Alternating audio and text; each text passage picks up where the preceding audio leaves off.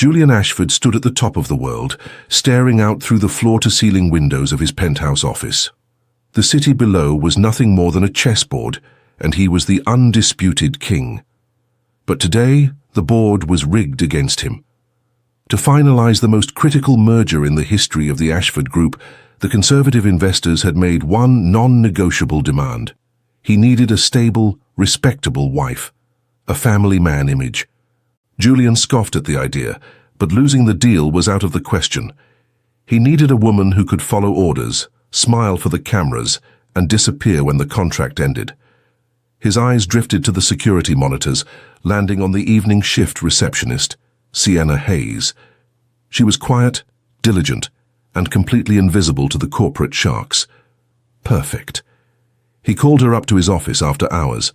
Sienna walked in, her uniform neat, her expression unreadable. Julian laid out the terms with clinical precision. A 2-year marriage contract.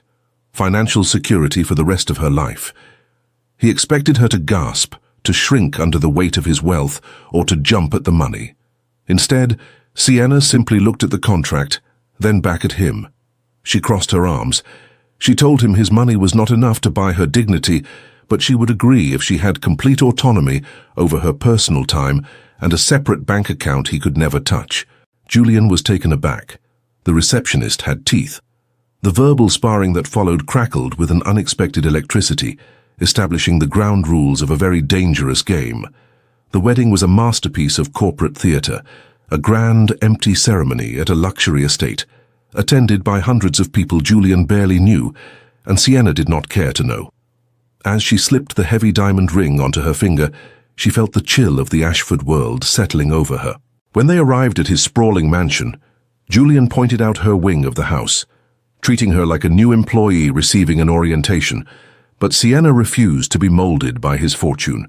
The very next morning, when he ordered his private chef to prepare her a lavish breakfast, she politely declined, making her own simple toast and coffee in the staff kitchen. Watching them closely was Richard Vance, a senior board member who smiled a little too widely and asked too many probing questions about their sudden romance. Living together forced a proximity neither was prepared for. The daily frictions turned into lingering glances.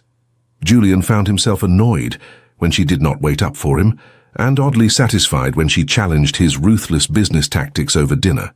When a high-profile foreign investor tried to humiliate Sienna at a gala, mocking her humble origins, Julian stepped in to destroy the man. But Sienna handled it first, replying with such sharp eloquence and perfect poise that the entire room fell silent. Later that night, kicking off her heels in the back of his limousine, she looked exhausted. Julian reached out, gently wrapping his warm coat around her shivering shoulders. It was the first time they shared a moment of quiet vulnerability.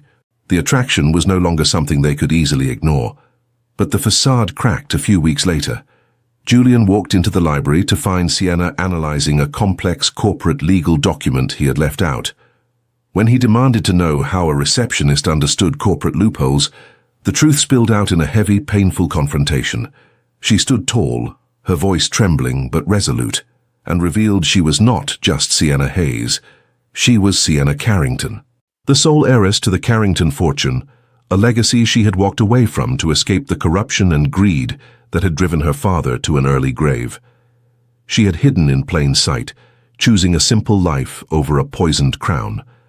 The revelation hit Julian like a physical blow.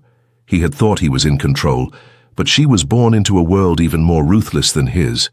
The aftermath was a suffocating silence. Julian felt foolish, his pride wounded. They lived like ghosts in the same house. He tried to bridge the gap in his clumsy way, offering her expensive gifts which she left untouched on her dresser. It was only when he noticed she was coming down with a terrible fever that his walls dropped. Instead of calling his private medical team and leaving for the office, Julian cancelled his board meetings. He stayed by her bed, bringing her a simple cup of chamomile tea, sitting in silence as he placed a cool cloth on her forehead. No grand gestures, no money involved, just genuine care. Sienna opened her tired eyes, realizing the cold billionaire was capable of a warmth he hid from the world. Their tentative peace was shattered when Richard Vance made his move. Vance had been digging, and he had found out about the marriage contract. He called an emergency board meeting, planning to expose Julian's fraudulent marriage to the media and oust him from the Ashford Group for violating the morality clause of their investors. The news leaked to the press, causing a frenzy outside the corporate headquarters. Julian prepared to face the firing squad alone, telling Sienna to stay at the mansion where she would be safe from the fallout. But Sienna refused to hide. As Vance stood at the head of the boardroom table, gleefully tearing Julian's reputation apart in front of the investors, the heavy oak doors swung open. Sienna walked in, dressed in a sharp, elegant suit. She did not speak as a hired wife, but as a Carrington. With terrifying precision, she laid out her own family's majority shares in the very investment firms Vance was trying to rally. She exposed Vance's secret offshore accounts, proving he was the one embezzling company funds to stage the coup. The room erupted. Vance tried to defend himself, his face pale and sweating, but the investors turned their backs on him one by one. He was ruined, completely humiliated in the very arena he thought he controlled. Later that evening, the penthouse was quiet. Julian poured 2 glasses of scotch, handing one to Sienna. He looked at her, truly seeing the woman who had saved him. He did not offer her a new contract or a business deal. He simply asked for her forgiveness. He confessed that his life had been an empty pursuit of power until she challenged him, until she showed him what real strength looked like. He asked her to stay, not for the company but for him. A genuine declaration of love, stripped of all pride. Sienna smiled, the last remnants of her own defenses melting away, and took his hand. The years passed, bringing a peace neither of them had ever known. They stepped back from the relentless grind of the Ashford Group. Together, they rebuilt the old Carrington Company, focusing on ethical investments and giving back to the community that had once sheltered Sienna. They found their true wealth not in boardrooms, but in the quiet mornings they shared, building a legacy of their own. If this story touched your heart, share it with someone who needs to hear a good story of love and redemption. Subscribe to the channel to follow the next stories. See you next time. Sebastian Kane sat in the mahogany boardroom, staring at the legal document that felt like a death sentence. His grandfather had left behind a bizarre ironclad clause in his final will.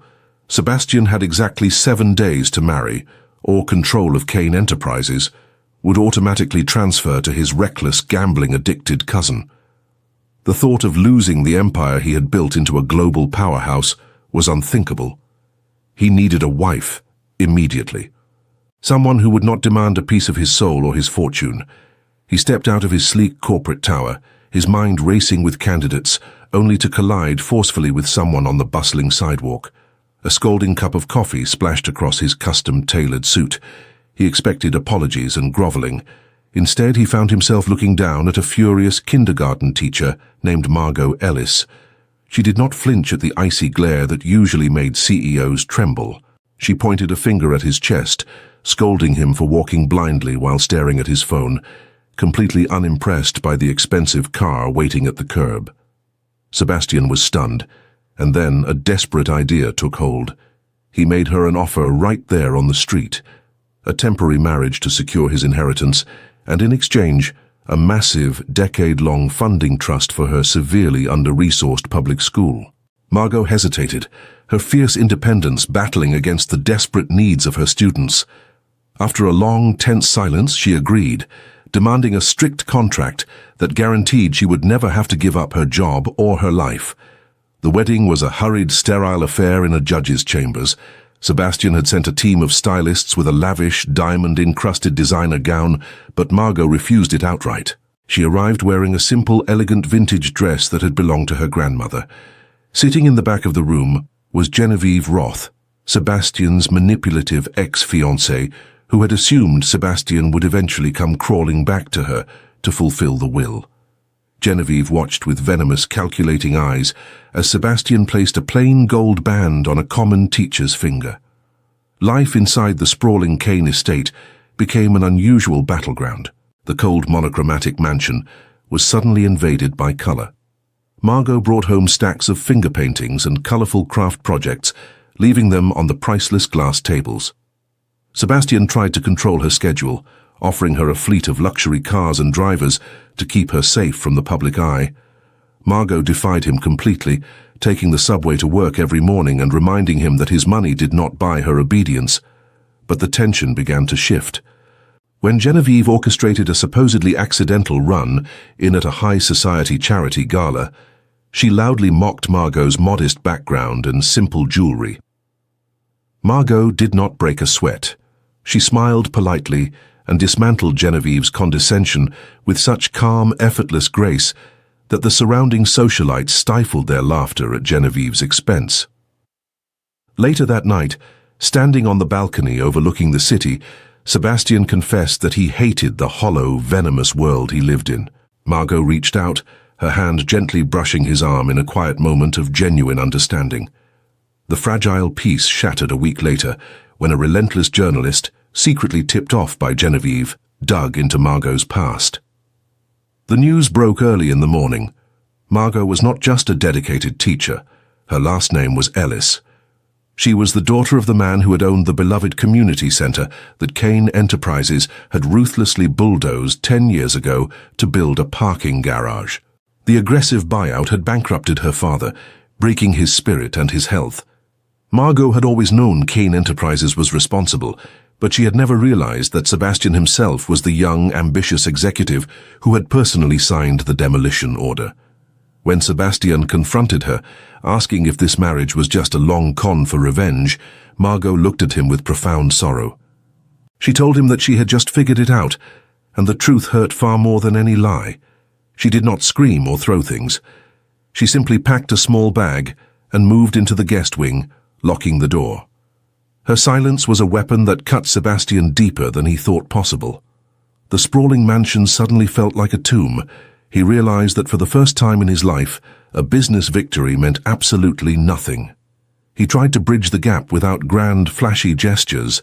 He quietly spent his evenings tracking down the current owners of the empty lot, where her father's center used to stand. He bought the land back at a massive premium, not to build a tower, but to transfer the deed anonymously to the city, legally designating it as a permanent public park in her father's name. Before he could tell her, Genevieve struck her final blow. Realizing that Sebastian was actually falling in love with his fake wife, Genevieve obtained a highly edited, out-of-context audio recording of Margot discussing the school funding contract. Genevieve planned to play it at the massive Kane Enterprises anniversary ball, framing Margot as a manipulative extortionist who had trapped Sebastian, hoping the scandal would force the board to annul the marriage.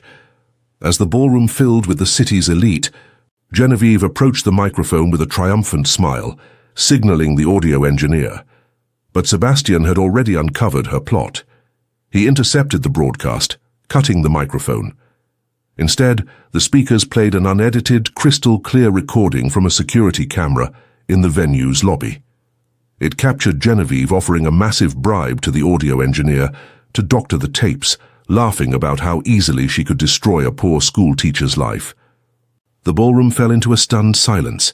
Genevieve's own father, the patriarch of Roth Holdings, stood up from his table, his face flushed with rage and embarrassment. He publicly disowned her actions, firing her from the family board on the spot to salvage their reputation. Genevieve was escorted out of the building, humiliated and discarded by her own flesh and blood.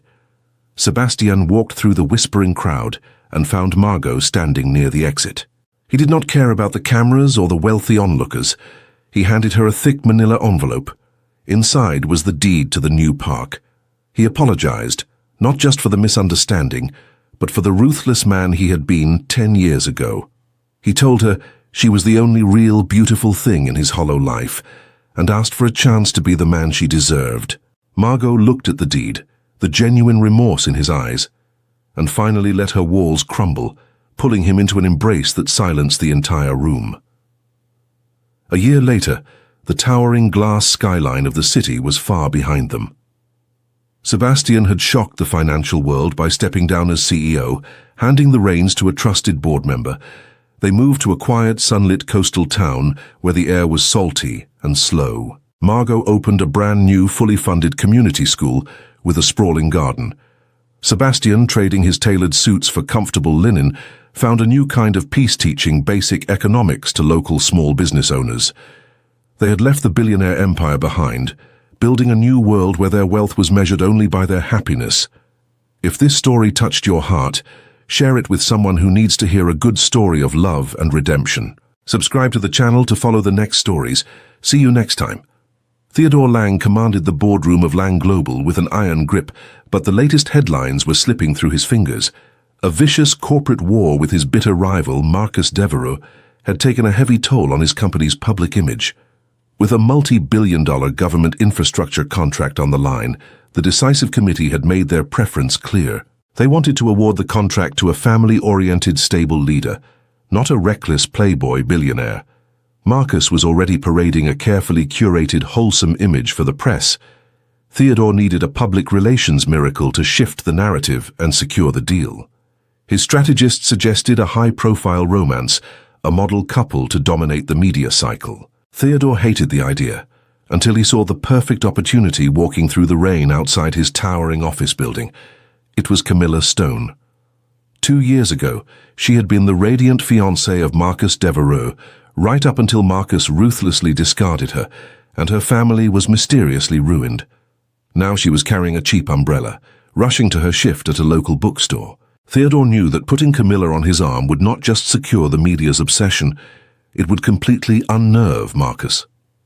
He intercepted her on the street, ushering her into the dry warmth of his town car. Theodore offered her a brutal, transactional deal. 6 months of pretending to be deeply in love with him in front of the cameras.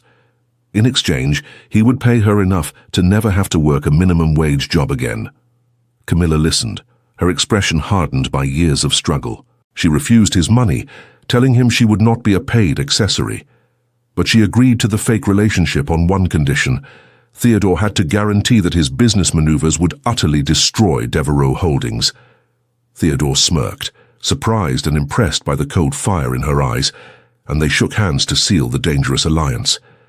Their first public appearance was at a charity auction swarming with reporters. Theodore had ordered a famous designer to send an array of expensive gowns to her apartment, expecting her to look the part of a billionaire's prize. Instead, Camilla arrived wearing a deeply elegant, understated black dress she had bought from a vintage shop, refusing to wear a single piece of jewelry he had offered. She told him proudly that she was his partner in this charade, not his property. Throughout the night, they played their parts flawlessly. When Marcus Devereux approached them, offering a venomous, mocking congratulations on their new romance, Camilla did not shrink away. She delivered a verbal blow so sharp and sophisticated about Marcus's declining stock prices that even Theodore had to mask a laugh. As they walked away, Theodore realized Camilla was not just a prop. She was a brilliant strategist, and Marcus was visibly shaken. The fake relationship required them to spend countless hours together, and the forced proximity slowly eroded their defenses. The paparazzi captured them sharing coffee, walking through parks, and attending high society dinners. Behind closed doors, the polite coldness turned into fiery debates over business ethics and life. Theodore tried to manage every detail of her schedule, but Camilla constantly defied his controlling nature, reminding him that there was a vibrant, messy world outside his penthouse. During a sudden thunderstorm, the power flickered out in his residence. Sitting on the floor by candlelight, the argument faded into a quiet conversation. Theodore noticed the deep exhaustion in her eyes, a heavy burden she refused to share. He reached out, gently tucking a damp strand of hair behind her ear, his thumb lingering on her cheek. It was a fleeting, tender moment that blurred the lines of their strict agreement, making them both realize the attraction was becoming terrifyingly real. The illusion shattered violently when a hospital called Theodore's private security team. Camilla had rushed to the emergency room. Theodore abandoned a critical board meeting, arriving at the hospital to find Camilla weeping in a sterile hallway. Her mother had suffered a severe collapse, but the real devastation came when the hospital administration threatened to halt treatment due to massive unpaid medical debts. Forced into a corner, Camilla finally broke down and revealed her darkest secret to Theodore. She had not just been dumped by Marcus Devereux. Marcus had orchestrated a massive illegal financial scam that drained the Stone family's entire estate. driving her father to an early grave and leaving her mother without basic health care. She had agreed to Theodore's fake relationship not for petty revenge, but because she was desperately trying to find a way to expose Marcus's fraud and save her mother's life. Theodore felt a cold rage, but it was directed at her lack of trust. He was deeply hurt that she had kept this agony a secret, treating him as nothing more than a tool for her vengeance. A heavy, painful silence fell between them over the next few weeks. They smiled for the cameras, but the penthouse felt like a frozen wasteland. Yet Theodore could not watch her suffer. Without saying a word, he quietly paid off the entirety of her mother's medical debt, securing the best private specialists in the country. He did not buy her extravagant gifts or try to talk his way back into her good graces. Instead, he simply showed up at the hospital every evening, bringing her mother's favorite yellow roses, sitting in the uncomfortable plastic chairs just to make sure Camilla was not alone. Marcus Devereux, sensing the pressure and realizing Camilla was too close to his secrets, made a desperate move. He cornered Camilla in the underground parking garage of the hospital, threatening to release forged documents that would frame her late father for the financial scam, destroying her family's name forever. He demanded she publicly humiliate Theodore and sabotage the government contract bid, or he would release the files to the press immediately. Terrified and cornered, Camilla went to Theodore, expecting him to cut his losses and protect his company. Instead, Theodore pulled her into his arms, telling her that they would finish this war together.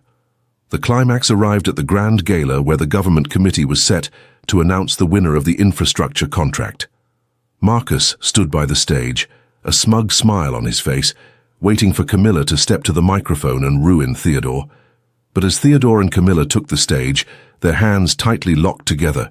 They did not stick to the script. Behind the scenes, Theodore's elite legal team had used the medical and financial records Camilla had preserved to trace Marcus's offshore accounts. As the flashes of the cameras blinded the room, federal agents quietly entered the ballroom. Theodore announced a new era of transparency for Lang Global right as the agents approached Marcus. The arrogant billionaire was handcuffed in front of hundreds of the city's most powerful people, publicly arrested for massive corporate fraud and embezzlement. The room erupted in shock as Marcus lost his company, his freedom, and the respect of his peers in one crushing moment. When the chaos finally faded, Theodore took Camilla to the quiet rooftop garden of the gala venue. He did not speak of contracts, deals, or media strategies. He looked her in the eyes and offered a sincere, vulnerable apology for ever doubting her strength. He confessed that his life had been a cold, calculated game until she forced him to feel alive again. He asked her to stay with him, offering his heart without conditions. Camilla, tears of genuine joy in her eyes, realized the war was finally over. She reached up, pulling him into a passionate kiss that needed no audience to be real. Years later, the media still talked about the power couple, but Theodore and Camilla rarely paid attention to the headlines. They had married in a quiet, intimate ceremony by the ocean, far away from the flashing cameras. Camilla had successfully restored her family's honorable name, and Theodore had transformed Lang Global into a company that fought for the vulnerable. Walking through the lush gardens of their countryside estate, Theodore wrapped his arms around Camilla from behind, resting his hands gently on her newly rounded stomach. They watched the sun set, holding on to a love that had started as a lie, but had grown into the most beautiful truth they would ever know. If this story touched your heart, share it with someone who needs to hear a good story of love and redemption. Subscribe to the channel to follow the next stories. See you next time. Editor. The infographic shows that the three stories are not simply romantic fantasies about billionaires falling in love. They are narratives about power being challenged, identity being reclaimed, and redemption becoming possible through responsibility. Julian and Sienna, Sebastian and Margot, and Theodore and Camilla all begin with artificial arrangements. Marriage contracts, inheritance clauses, public image strategies, and revenge plans turn intimacy into a transaction. At first, the men believe money and influence can control every outcome, while the women protect themselves through boundaries, emotional distance, and dignity. This is why control and vulnerability are central to the psychological analysis. Each man knows how to command companies and public narratives, but none knows how to create trust. Real intimacy begins only when authority stops being useful. Julian changes when he cares for Sienna during her illness without expecting anything in return. Sebastian transforms when he confronts the damage caused by the demolition order he signed years earlier. Theodore proves his feelings when he supports Camila and her mother without treating generosity as ownership. In every story, love becomes credible through action rather than wealth, contracts, or promises. The women carry emotional armor shaped by betrayal, grief, class prejudice, and family trauma. Sienna hides her identity because she connects inherited wealth with corruption. Margot protects her independence because corporate ambition destroyed her father's community. Camila seeks justice because Marcus ruined her family and left her mother vulnerable. Their resistance is not coldness. It is a survival strategy. The infographic emphasizes female agency because none of these women is rescued passively. They negotiate, expose corruption, confront humiliation, and force powerful men to recognize the consequences of their choices. The social analysis also criticizes the belief that status determines intelligence, worth, or moral authority. Receptionists, teachers, and bookstore workers are underestimated by elite society, yet they become the strongest voices of courage and ethical judgment.